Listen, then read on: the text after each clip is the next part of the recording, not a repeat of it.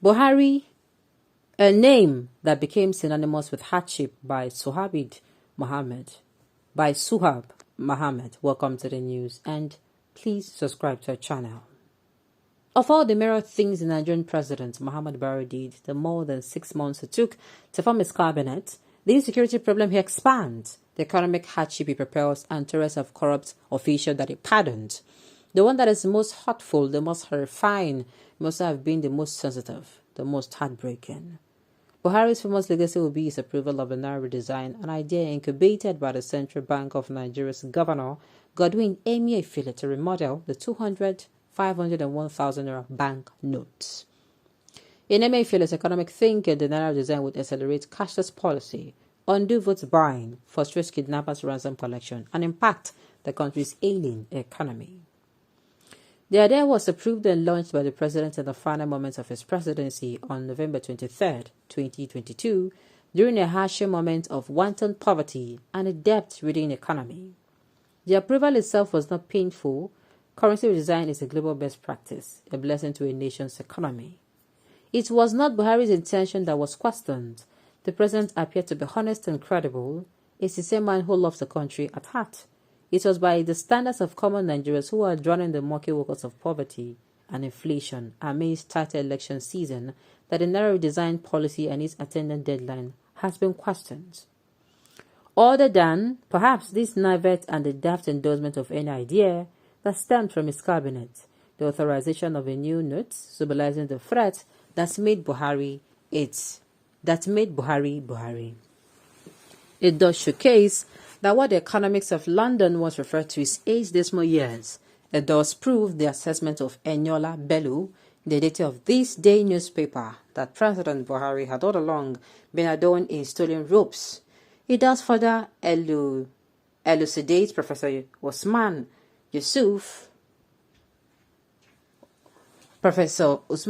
assessments of the president leadership, questioning his conception of issues, and it does explain why Professor Wole Soyinka had finally concluded that the Commander-in-Chief is mentally delusional.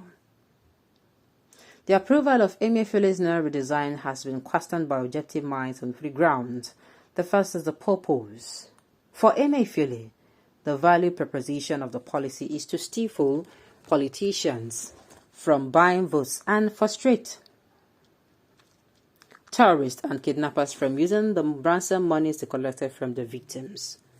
But when does the role of a central bank of Nigeria extend to politics and national security? Or is Emefiele offering a vote of no confidence to the right agencies, INEC, NFIU, ICPC, EFCC, and the DSS? The second is the deadline. Nowhere in the world has the phasing of new notes been conducted in a rush as is being done in Nigeria by Emefiele and Buhari. The UK has just redesigned its 20 and 50 pounds paper notes to polymer, and this has been done for more than 2 years, from February 2020 to September 2022. Even with the correct Nigerian realities on the ground, the country's broken technology, the fact that about 50% of the country's economy is informal, micro-enterprises involving rural traders who transact millions of naira every day, and more than 30 million citizens are unbanked, the CBN governor, with the approval of his principal, went ahead and stampeded the common hardworking Nigerians. The third is the cashless policy enforcement.